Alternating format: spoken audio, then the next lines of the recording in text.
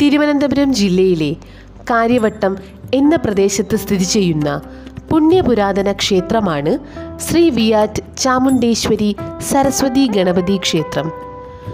ആ ക്ഷേത്രത്തിലെ ദൃശ്യങ്ങളാണ് നിങ്ങളിപ്പോൾ കാണുന്നത്. ഒരു ശ്രീകോവിലിൽ തുല്യ പ്രാധാന്യത്തിൽ 3 പ്രധാന ദേവതകളുടെ പ്രതിഷ്ഠയുള്ള കേരളത്തിലെ ഏക ക്ഷേത്രമാണ് ശ്രീ വിയാറ്റ് ചാമുണ്ടേശ്വരി സരസ്വതി ഗണപതി ക്ഷേത്രം. ശക്തി സ്വരൂപിണിയും പരാശക്തിയുമായ ശ്രീ ചാമുണ്ടേശ്വരി ദേവിയും അഗ്നിശുദ്ധിയാർന്ന അറിവിൻ്റെയും സർവകലകളുടെയും ദേവതയായ ശ്രീ സരസ്വതി ദേവിയും സർവവിഘ്ന വിനാശകാരകനായ ശ്രീ വിഘ്നേശ്വര ഭഗവാനും ഒരു ആലയത്തിൽ സർവവിഷ്ടവരദായകരായി പടിഞ്ഞാറ് അഭിമുഖമായി കുടികൊള്ളുന്നു.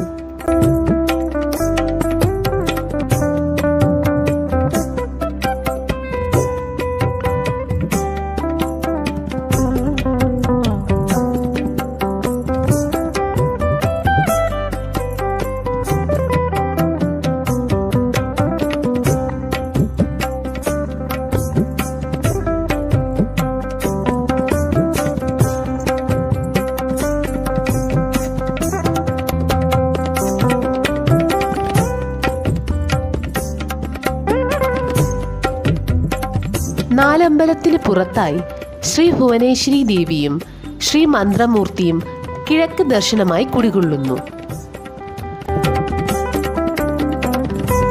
7 നൂറ്റാണ്ടുകൾക്ക് മുകളിൽ പഴക്കമുള്ള നാഗർകാവിൽ സന്താന സൗഭാഗ്യം അരുളുന്ന നാഗരാജാവ്, നാഗയക്ഷി, നാഗകന്യക എന്നീ ദേവതകൾ കിഴക്ക് അഭിമുഖമായി കുടികൊള്ളുന്നു. 3 പുണ്യശിഖരമുള്ള നാഗർകാവ് ഇവിടത്തെ മാത്രം പ്രത്യേകതയാണ്.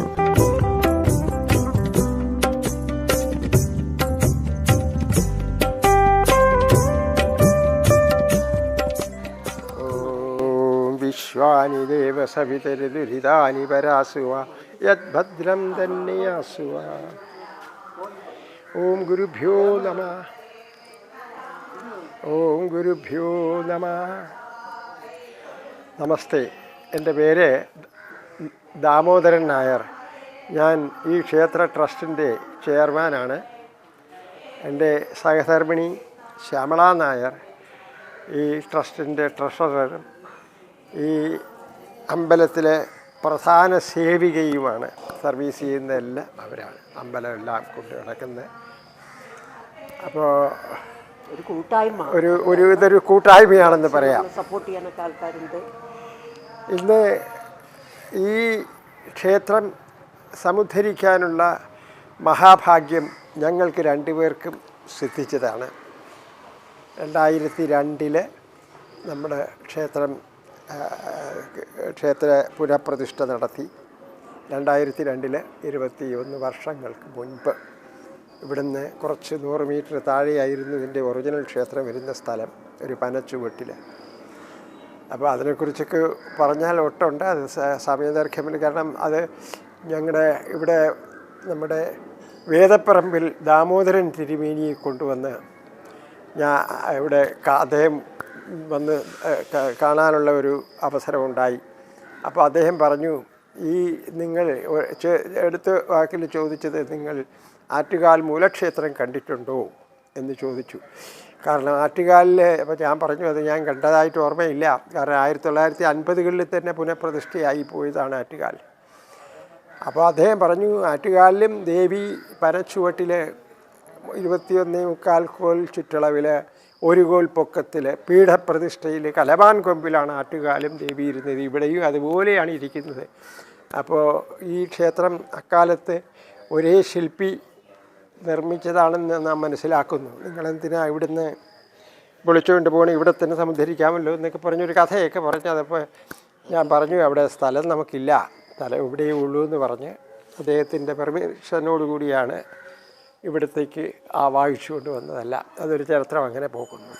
ഇന്നിവിടെ ഒരു പ്രത്യേക പൂജ നടക്കുന്ന ദിവസമാണ്. അതിനെക്കുറിച്ച് അതായത് അഭീഷ്ടകാര്യ അഭീഷ്ടസിദ്ധി പൂജ, കാര്യസിദ്ധി പൂജ എന്നായിട്ടാണ് ഞങ്ങളത് തുടങ്ങിയത്. പക്ഷേ മണ്ണടി ഹരി ആണ് അത് ഉദ്ഘാടനം ചെയ്തത്. അപ്പോൾ മണ്ണടി ഹരി പറഞ്ഞു കാര്യസിദ്ധി എന്നുള്ള വാക്കിനേക്കാളും അഭീഷ്ടസിദ്ധി എന്ന് വെച്ചോളൂ. അപ്പോൾ അഭീഷ്ടസിദ്ധി എന്ന് പറഞ്ഞാൽ എന്തെങ്കിലും ഭഗവതിയോട് നമ്മൾ ചോദിക്കുന്ന ഒരു അർത്ഥം അതിൽ വന്നു കഴിഞ്ഞു. ഒന്നും ചോദിക്കാതെ നമുക്ക് കിട്ടില്ല. അതുകൊണ്ട് അഭീഷ്ടസിദ്ധി പൂജ എന്ന് വെച്ചാൽ ആ പൂജ ഇന്ന് ഇവിടെ നടക്കുകയാണ്. അതായത് മലയാള മാസത്ത് ആദ്യത്തെയും അവസാനത്തെയും ചൊവ്വാഴ്ചകളിലാണ് ആ പൂജ നടക്കുന്നത്.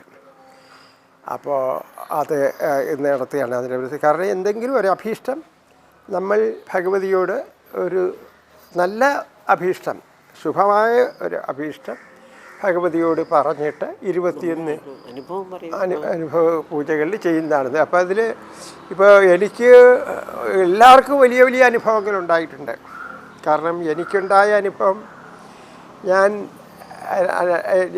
ഈ ക്ഷേത്രം ഉദ്ധരിച്ചതിന് ശേഷം നമ്മളൊരു കമ്പനി തുടങ്ങുകയും ഒരു ചെറുകിട ജലവൈദ്യുത പദ്ധതി, അതായത് കേരളത്തിലെ ആദ്യത്തെ സ്വകാര്യ ജലവൈദ്യുത പദ്ധതി നിർമ്മിക്കുവാനുള്ള ഭാഗ്യം ഭഗവതിയാണ് ഞങ്ങൾക്ക് തന്നത് ഇവിടെ, ഞങ്ങൾക്ക് 2 പേർക്കും.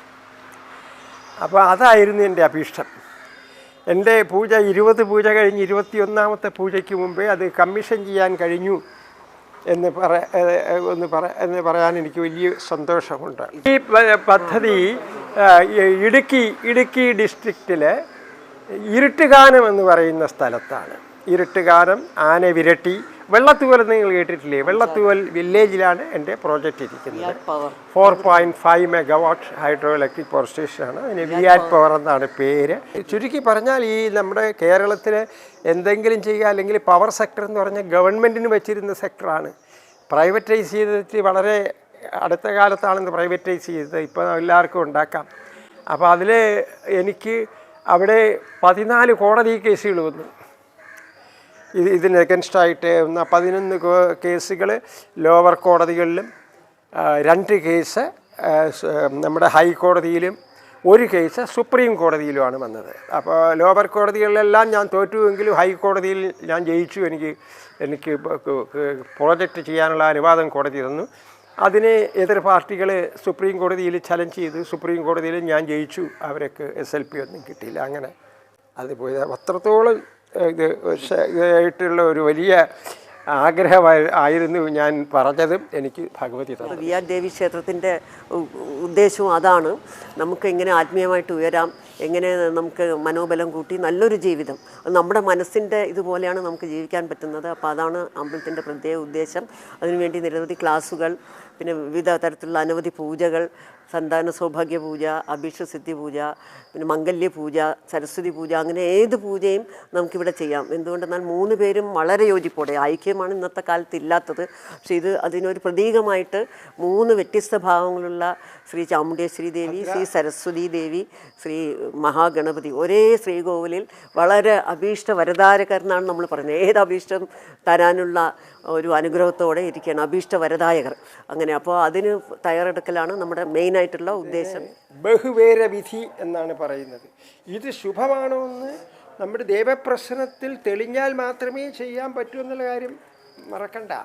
അതെ, വളരെ ശുഭമാണെന്ന് തെളിഞ്ഞത് കൊണ്ടാണ് പടിഞ്ഞാറ് ദർശനമാക്കിയിട്ട് 3 ദേവതകൾ ഒരേ തുല്യ പ്രഭാവത്തിൽ ഒരു ശ്രീകോവിലെത്ത് വന്നിരിക്കുന്നത്. വളരെ അപൂർവമായ, കേരളത്തിൽ തന്നെ വേറെ ഇങ്ങനെ 3 ദേവതകളെ അത് തുല്യ പ്രാധാന്യം, പൂജകൾ എല്ലാ നിവേദ്യങ്ങളും എല്ലാം തുല്യമായിട്ടാണ് ചെയ്യുന്നത്.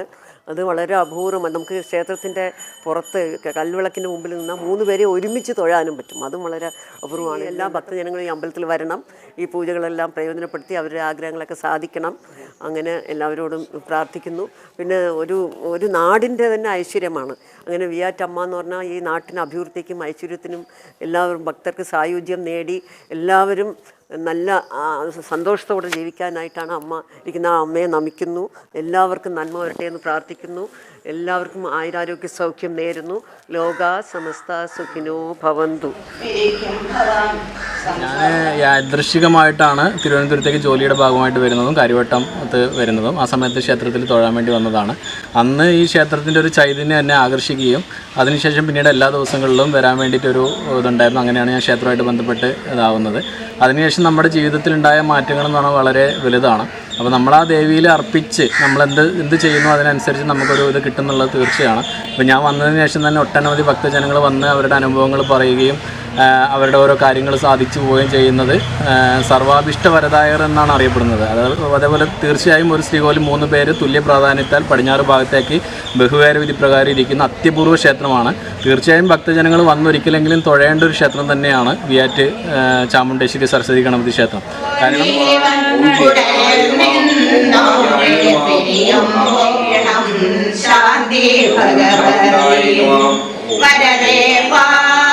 കാര്യവട്ടം ശ്രീ വിയാറ്റ് ചാമുണ്ടേശ്വരി ദേവിക്കും ശ്രീ സരസ്വതി ദേവിക്കും ശ്രീ വിഘ്നേശ്വര ഭഗവാനും ഞങ്ങളുടെ അനന്തകോടി പ്രണാമം. അംബുജാലോചനേ തമ്പുരാട്ടി ശിവേ അംബികേ